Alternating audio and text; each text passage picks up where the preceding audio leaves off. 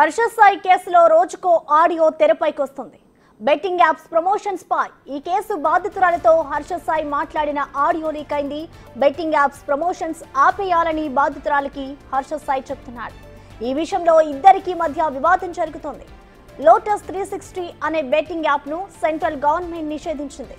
ఆ app link తన వీడియోలో పెడితే 10 కోట్లైనా ఇస్తారని హర్ష సాయి చెప్తున్నాడు.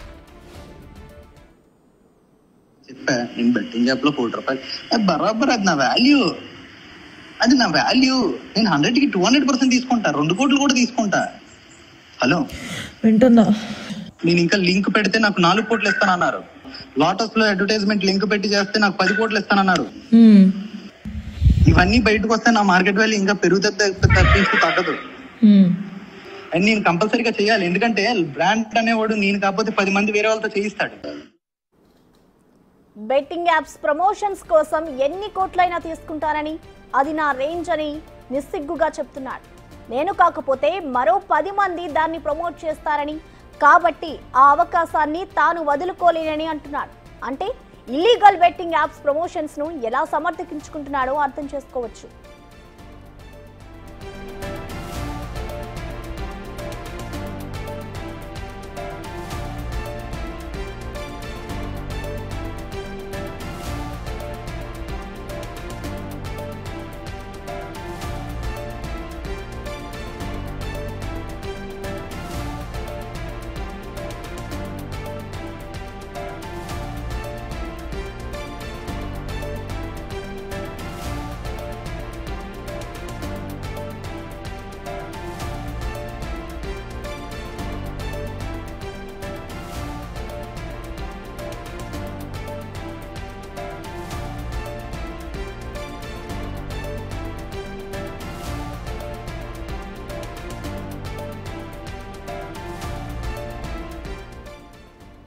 హర్ష సాయి ఎక్కడ?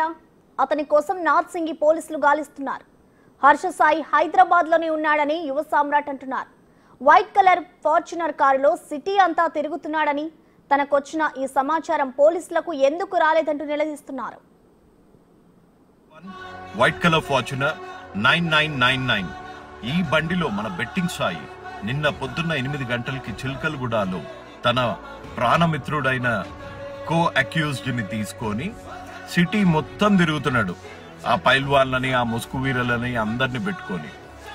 నాకొచ్చిన ఈ ఇన్ఫర్మేషన్ మన పోలీస్ శాఖకి ఎందుకు రాలేదో, లేకపోతే ఎవరిని మేనేజ్ చేసి ఇంకా తప్పించుకొని తిరుగుతున్నాడో చట్టం నుంచి, ఇది మటుకు నాకు తెలియదు.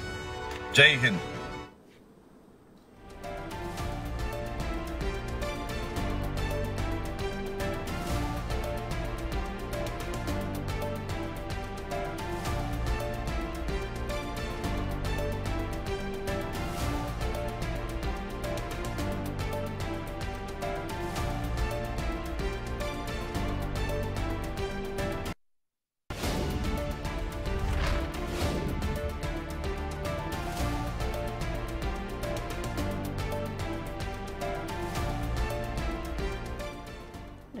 నిందితుడు హర్ష సాయి బెట్టింగ్ యాప్స్ ఆడియోకి సంబంధించి, అలాగే ఇటు ఒక వీడియో అయితే వైరల్ అవుతుంది, ఆయన సిటీలోనే తిరుగుతున్నాడు అంటూ కూడా ఒక వీడియో పోస్ట్ చేశారు. దీనికి సంబంధించిన కంప్లీట్ అప్డేట్స్ ని మా అసోసియేట్ ఇన్పుటేటర్ గణేష్ లైవ్ ద్వారా అందిస్తారు.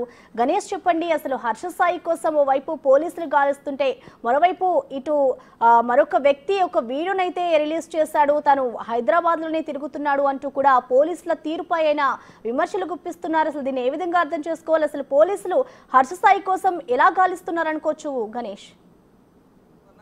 ప్రసన్న, ఇప్పుడు ఈ హర్ష సాయి కేసులో ఒక ట్విస్ట్ మీద ట్విస్ట్ లాగా ఈ కేసులో ఒకదానిపైన నడుస్తున్నాయి. ఇప్పటి వరకు అంటే గతంలో బెట్టింగ్ యాప్స్ పైన అనేక విమర్శలు వచ్చినాయి. ఎందుకంటే తెలుగు రాష్ట్రాల్లో బెట్టింగ్ యాప్స్ పైన చాలా వరకు నిషేధించారు, అక్కడ పర్మిషన్ లేదు. అంటే ఇతర రాష్ట్రాల్లో జరుగుతున్న ఏదైతే యాప్స్ ఉన్నాయో వాటిని తీసుకొచ్చి ఇక్కడ ప్రమోట్ చేయడం అనేది ఒక కామన్గా మారిపోయింది. ఇందులో లక్షలు కాదు కోట్ల రూపాయల చేతులు మారుతున్న పరిస్థితులు అయితే కనిపిస్తున్నాయి. మరోవైపు ఏదైతే హర్ష సాయి పైన ఒక నిర్మాతగా ఉన్న సినిమాకి నిర్మాతగా ఉన్న ఆమె తను అత్యాచారం చేశాడు, తన పెళ్లి చేసుకుంటానని నమ్మించాడు. మరోవైపు తన ఆ వీడియోలన్నీ అంటే మా ఇద్దరు ఏకాంతంగా ఉండే వీడియోలన్నీ తీసుకొచ్చి బయట పెడతానని బెదిరిస్తున్నాడు అనేది దాదాపుగా ఒక 4 కేసులు అయితే నమోదైనవి. దీంతో హర్ష సాయి ఇప్పుడు తన ఫోన్ స్విచ్ ఆఫ్ చేసి పరారులో ఉన్నాడు. పోలీసులు అతని కోసం గాలిస్తున్నారు.